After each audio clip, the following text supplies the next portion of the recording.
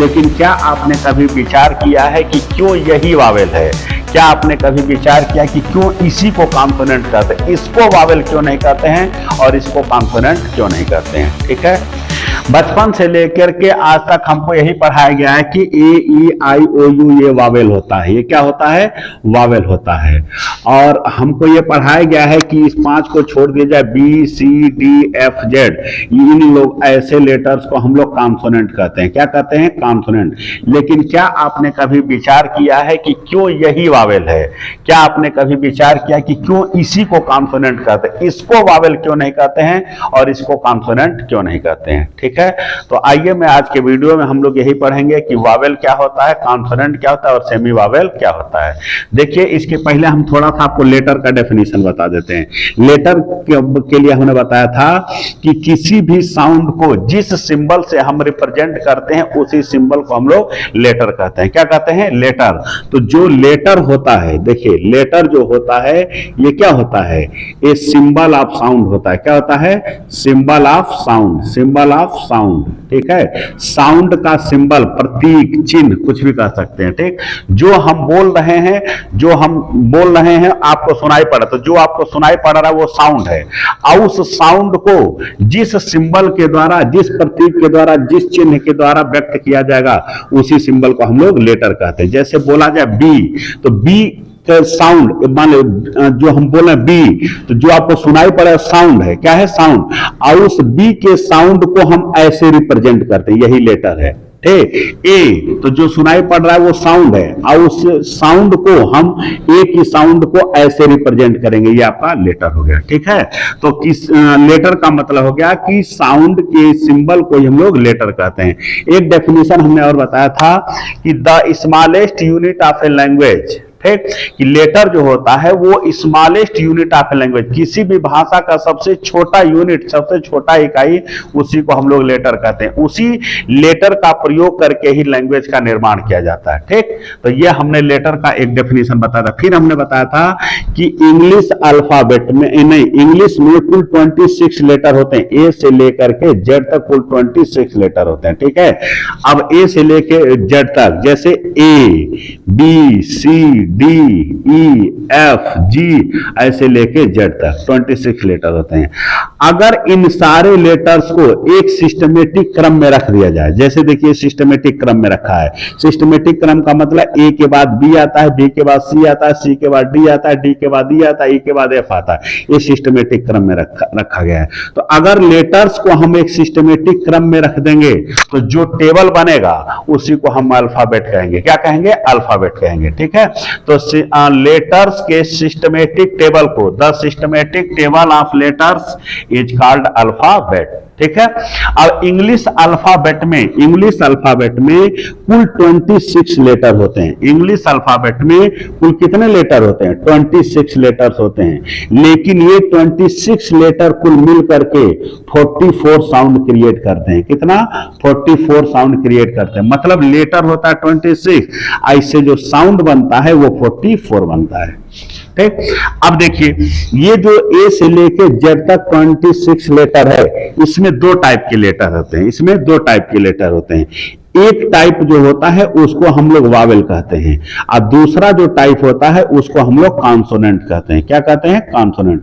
मतलब English alphabet में कुल 26 लेटर होते हैं, उसमें 2 टाइप के लेटर होते हैं। एक टाइप को हम लोग वावेल कहते हैं, दूसरे टाइप को हम लोग कॉन्सोनेंट कहते हैं। वावेल में कौन कौन आता है? ए, ई, आई, ओ, यू, ये आपका वावेल में आता है। ये आपका 5 हुआ, ए, ई, आई, ओ, यू, ये 5 वावेल।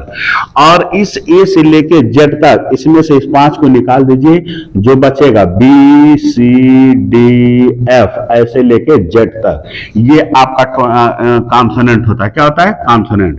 वावेल टोटल संख्या में कितने होते हैं? 5 होते हैं। और कॉन्सोनेंट संख्या में कितने होते हैं? ये 21 होते हैं। कितने होते हैं? 21। वावेल संख्या में कितने होते हैं? 5। होते 5 हैं, लेकिन इस साउंड कितना देते हैं 20 का, कितना 20 का।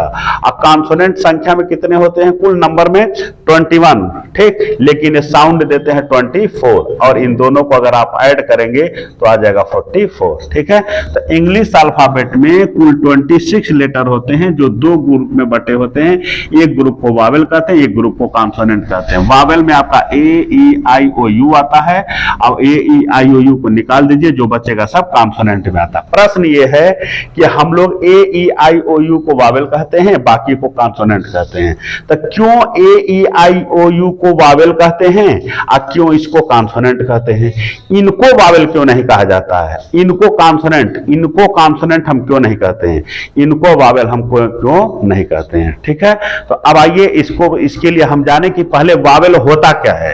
वावेल होता क्या है, क्यों A E I O U को वावेल की कैटेगरी में रखा गया है, कॉन्सोनेंट क्या होता है, क्यों B C D F Z इन लोगों को हम लोग कॉन्सोनेंट की कैटेगरी में रखते हैं। तो इसके लिए हमको पहले जानना पड़ेगा कि वावेल क्या होता है और कॉन्सोनेंट क्या।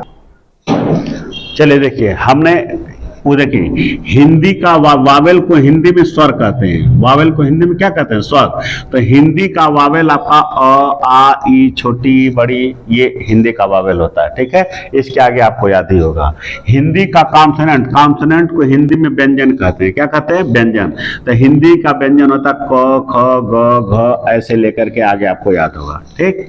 इंग्लिश में आपका वावेल स्वर कौन कौन होता है, ए ई आई ओ यू। अभी थोड़ी देर पहले बताएंगे। इंग्लिश का कॉन्सोनेंट क्या होता है, बी सी डी एफ, ये आपका होता है।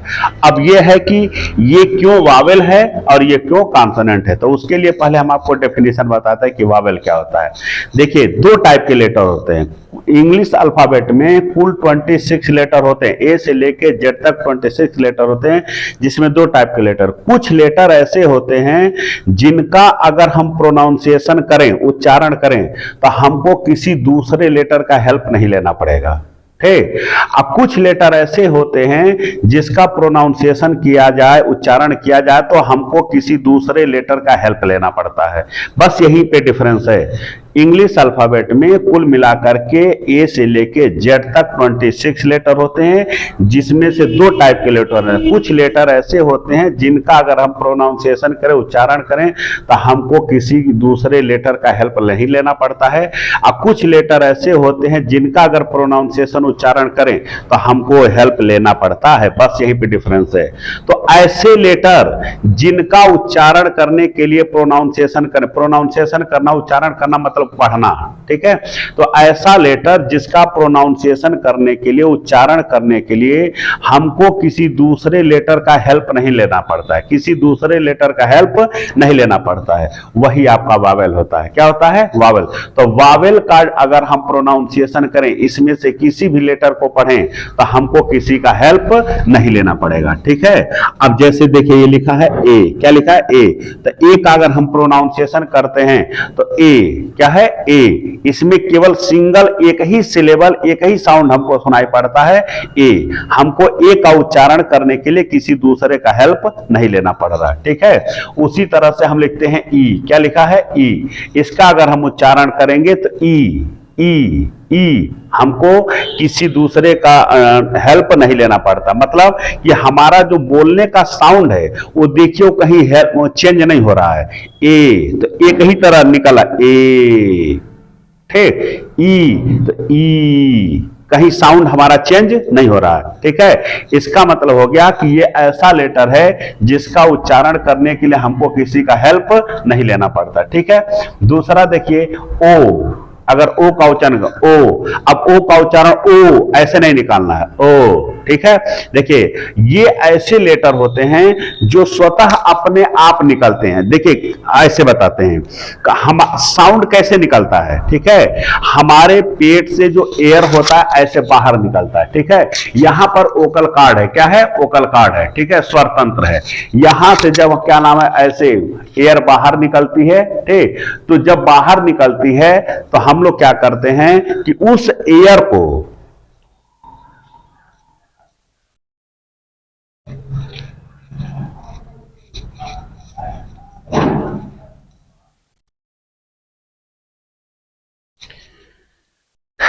देखिए, कोई भी साउंड आप इस पे पहले विचार करें कि साउंड कैसे निकलता है। ठीक है, साउंड कैसे, हम लोग जो बोल रहे हैं, ये मैं बोल रहा हूं तो साउंड बाहर जा रहे हैं ना, साउंड निकल, ये निकलता कैसे है?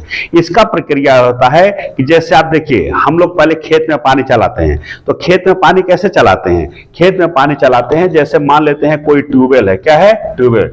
ट्यूबवेल से हम लोग क्या करते हैं, कैसे पानी चला देते हैं, ठीक, और ये ट्यूबवेल से पानी ऐसे बाहर निकलता है और यहां से ऐसे ऐसे नाली बनी होती है। ठीक, हमारा ये खेत है, क्या है? खेत है। ठीक, अब इस नाली को हम ले करके इस खेत में आते हैं।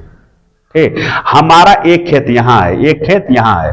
ठीक, अब देखिए, नाली से पानी ऐसे ऐसे चला गया। अगर हमको पानी इस खेत में ले जाना है तो फिर हम क्या करेंगे कि इस नाली के रास्ते को कहीं से ब्लॉक करेंगे और फिर एक नया रास्ता बनाएंगे और फिर ये इस यहां पे जाएगा। ठीक, अगर हमारा खेत कहीं इधर है तो इधर ले जाते हैं तो फिर हम इधर ब्लॉक करेंगे और इधर के लिए एक रास्ता बनाएंगे। ठीक है, और फिर वही पानी इधर से ऐसे चलाएगा। इधर ब्लॉक कर देंगे इधर तो इधर चला जाएगा, इसको भी ब्लॉक कर दे, इसको भी ब्लॉक कर दे, इधर चला जाएगा। कहने का मतलब यह है कि जैसा जहां जहां हमको पानी ले जाना रहता है, हम पानी की धार को एक दिशा देते चले जाते हैं। ठीक, सेम यही प्रक्रिया साउंड की होती है। जब हम कोई चीज बोलते हैं तो बोलने का ये है कि हमारे जैसे एयर जो होता है वो शरीर से ऐसे बाहर निकलता है। यहां वोकल कॉर्ड लगा है, ठीक है, यहां वोकल कॉर्ड लगा है। जब शरीर से एयर ऐसे बाहर निकलता है तो बाहर निकलता है तो हम क्या करते हैं, उस एयर के रास्ते में, मार्ग में अवरोध क्रिएट करते हैं। ठीक है, बाधा उत्पन्न करते हैं। बाधा कैसे उत्पन्न करते हैं? इस ओठ की सहायता से। हम क्या करते हैं, ओठ को सटा करके उस एयर को रोक देते हैं। दांत की सहायता से, दांत की सहायता से, जीभ की सहायता से, तालू की सहायता से। ठीक है, एयर ऐसे बाहर आती है, हम क्या करते हैं, ओठ को बंद कर देते हैं, एयर रुक जाता है। जीभ को ऊपर सटा करके एयर को रोक देते हैं, दांत को सटा करके एयर को रोक देते हैं। जैसे जैसे जहां जहां हमको पानी की जरूरत थी वैसे वैसे हम लोग कर रहे थे। तो जैसा जैसा हमको साउंड चाहिए वैसे वैसे हम लोग उसको रास्ते को, एयर के रास्ते को रोकते हैं। और जब हम एयर को रास्ते को रोकते हैं तो भिन्न भिन्न टाइप का साउंड निकलता है। ठीक है, अब एयर को रोकने के लिए हम लोग अपने दांत का प्रयोग करते हैं। ठीक है, टीथ का प्रयोग करते हैं, टंग, जीभ का प्रयोग करते हैं, लिप, ओठ का प्रयोग करते हैं। ठीक है, तो हम लोग दांत का, जीभ का, ठीक है, टंग, इसी का प्रयोग करके एयर को रोकते हैं और भिन्न भिन्न टाइप का हम लोग साउंड निकालते हैं। असल में अब देखिए, कुछ साउंड ऐसे होते हैं, कुछ साउंड ऐसे होते हैं जिनको अगर हम, कुछ साउंड ऐसे होते हैं जिनका अगर उच्चारण हम ऐसे करें, ठीक है, सॉरी फिर से देखिए, कुछ लेटर ऐसे होते हैं जिनका उच्चारण अगर हम करें तो हमको ओठ, दांत, जीभ की सहायता नहीं लेनी पड़ती है। मतलब कि हमको मार्ग में अवरोध उत्पन्न करने की जरूरत नहीं पड़ती है। ठीक है, अब कुछ लेटर ऐसे होते हैं जिनका अगर हम प्रोनाउंसिएशन, उच्चारण करें तो हमको एयर रोकना ही पड़ता है, हमको दांत, जीभ, ओठ इसका प्रयोग करना पड़ता है। मतलब कुछ लेटर दांत, जीभ, ओठ इसकी सहायता से प्रोनाउंस किए जाते हैं और कुछ लेटर ऐसे होते हैं जो दांत, जीभ, ओठ की सहायता से प्रोनाउंस नहीं किए जाते हैं। ठीक है, तो जो लेटर दांत, जीभ, ओठ, ठीक, इसकी सहायता से प्रोनाउंस किए जाएंगे वो कॉन्सोनेंट कहलाएंगे।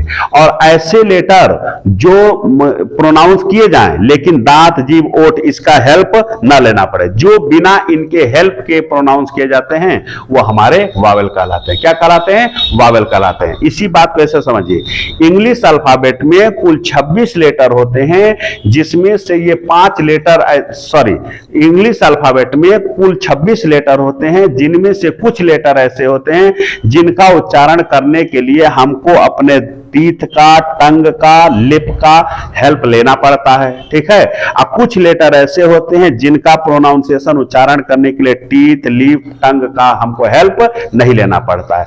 तो ऐसे लेटर जिनका प्रोनाउंसिएशन करने के लिए हमको टीथ, टंग, लिप का हेल्प लेना पड़ता है वो आपका कॉन्सोनेंट, क्या हो गया? कॉन्सोनेंट। और ऐसे लेटर जिनका प्रोनाउंसिएशन करने के लिए टीथ, लिप, टंग का हेल्प नहीं लेना पड़ता है, वो आपका वावेल हो गया। समझ में? ठीक है, एक डेफिनेशन, इसको हम ऐसे डेफिनेशन के रूप में कर सकते हैं, एक हो गया।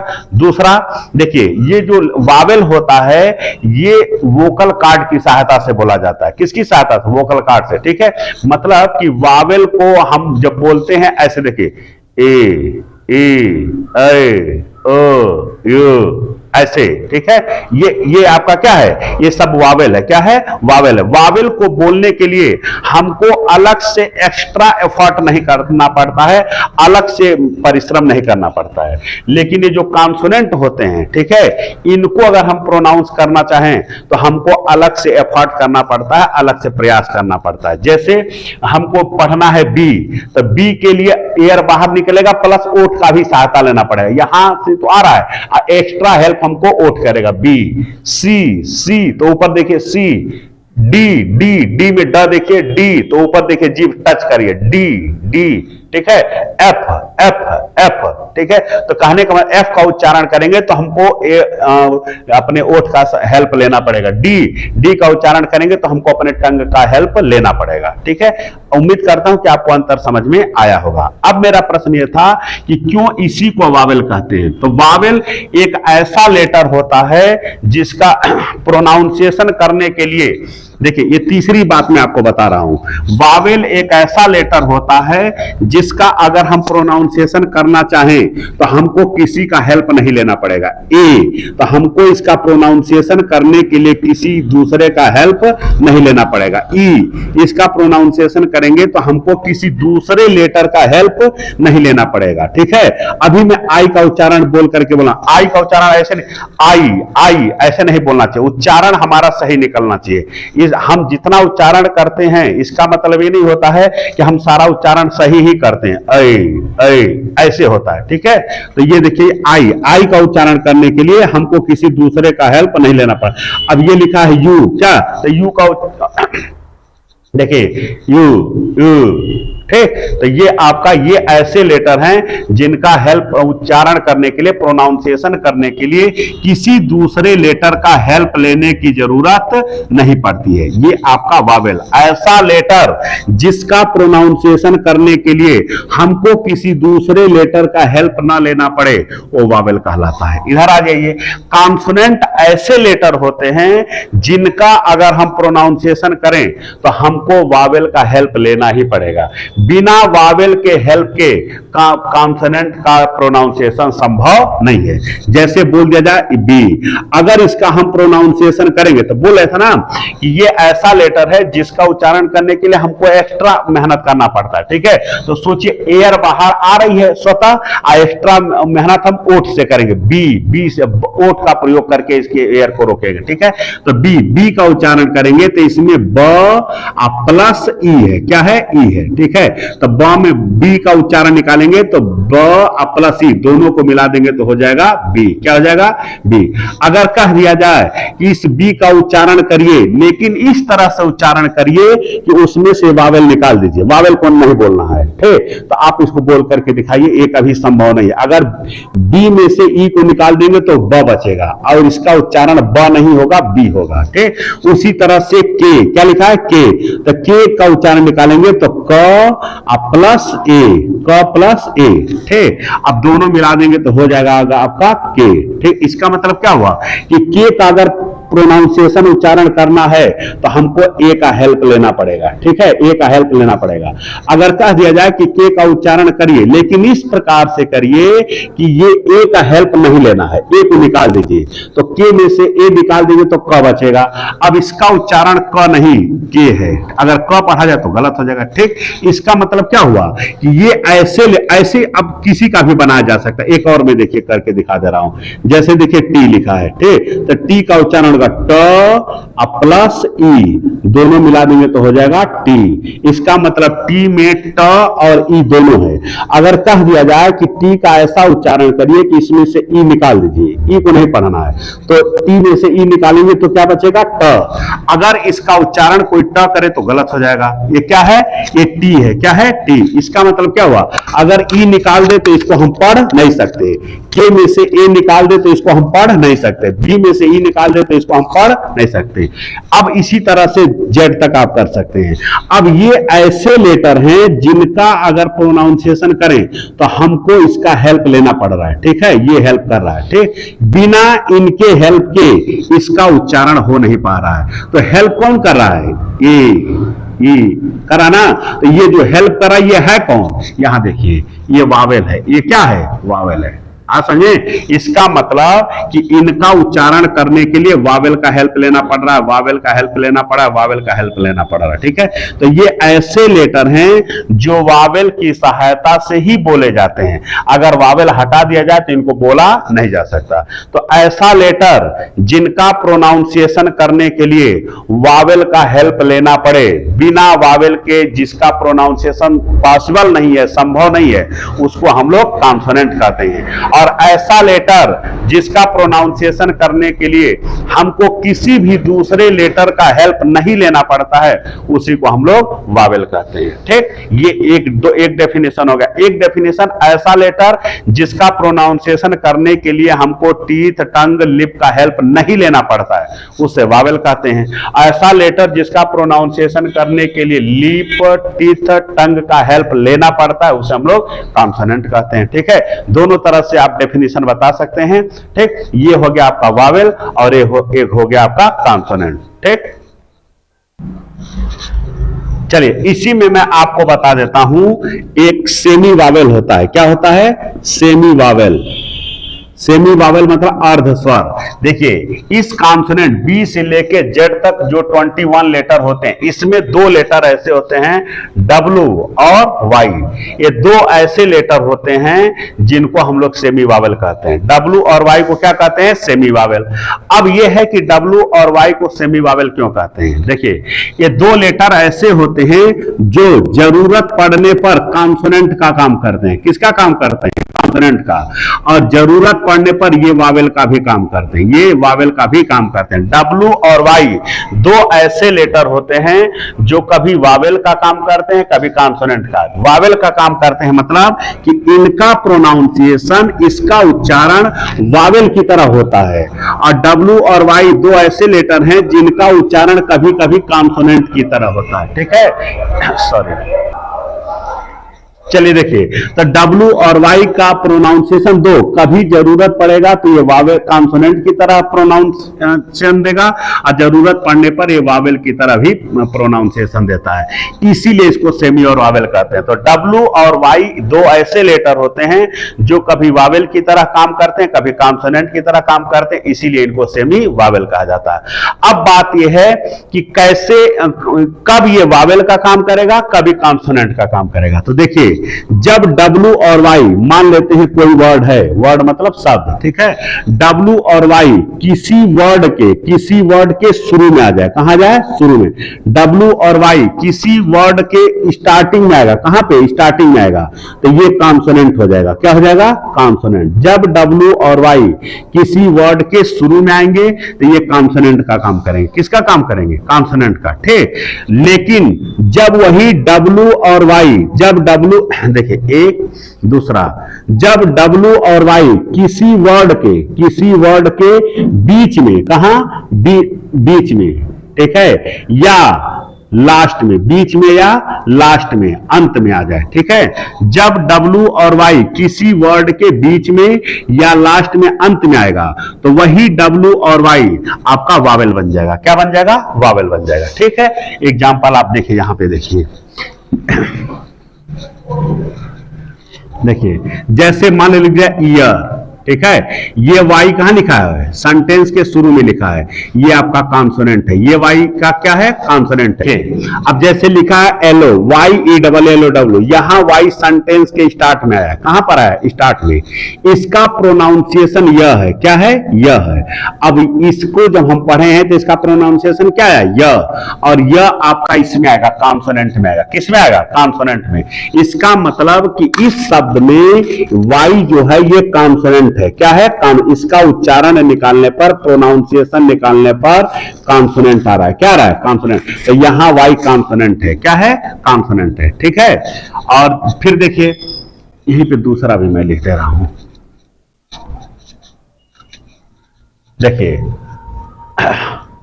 अगर मैं लिखता हूं लेडी, क्या लिखता हूं? लेडी, इसका प्रोनाउंसिएशन करेंगे तो आएगा लेडी, क्या आएगा? डी।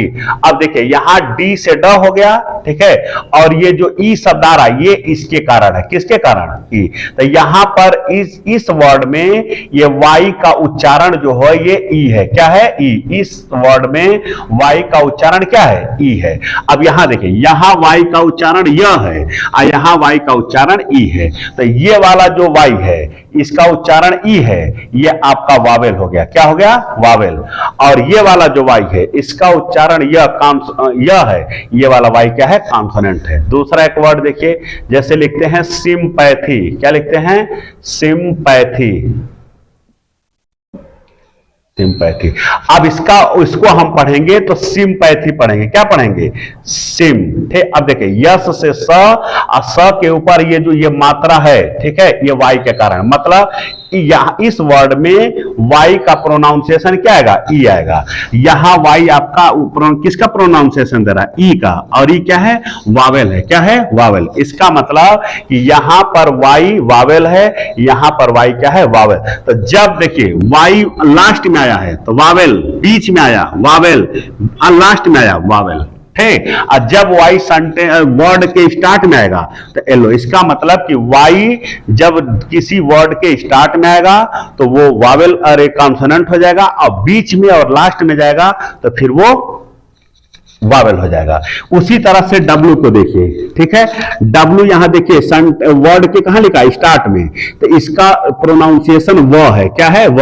ये जो मात्रा है ये इसके कारण है, ठीक। तो यहां डब्ल्यू का प्रोनाउंसिएशन क्या आया? यहां डब्ल्यू का प्रोनाउंसिएशन व आया, अब वह क्या है? कॉन्सोनेंट है। इसका मतलब ये जो डब्ल्यू है ये कॉन्सोनेंट की तरह प्रोनाउंसिएशन दे रहा है। इस वर्ड में जो डब्ल्यू है वो आपका कॉन्सोनेंट है, क्या है? कॉन्सोनेंट, ठीक। अगर यही डब्ल्यू लास्ट में चला जाए, जैसे मान लीजिए हम पढ़ते हैं काऊ, क्या पढ़ते हैं? काऊ, तो इसका उच्चारण, इसका प्रोनाउंसिएशन निकलेगा काऊ, क्या निकलेगा? ऊ। तो ये इस डब्ल्यू का उच्चारण ये है, ठीक। तो यहां पर डब्ल्यू का उच्चारण क्या है? प्रोनाउंसिएशन ऊ आया है, और वो क्या है? ये वावेल है। इसका मतलब हम कह सकते हैं कि ये जो डब्ल्यू है यहां पर आपका ये वावेल है, क्या है? वावेल। तो डब्ल्यू सेंटेंस के स्टार्ट में आया तो कॉन्सोनेंट बन गया, लास्ट में आया तो ये आपका वावेल बन गया। तो डब्ल्यू और वाई दो ऐसे लेटर हैं जो कभी वावेल का काम करते हैं, कभी कॉन्सोनेंट का, इसीलिए इनको हम सेमी वावेल कहते हैं। जब डब्ल्यू और वाई किसी वर्ड के स्टार्ट में आएगा तो कॉन्सोनेंट बन जाएगा, और बीच में और लास्ट में जाएगा तो ये आपका वावेल बन जाएगा। उम्मीद करता हूं कि आपको ये वीडियो अच्छा लगा होगा। अगर अच्छा लगा होगा तो इस वीडियो को लाइक भी करिए, शेयर भी करिए, सब्सक्राइब भी करिए।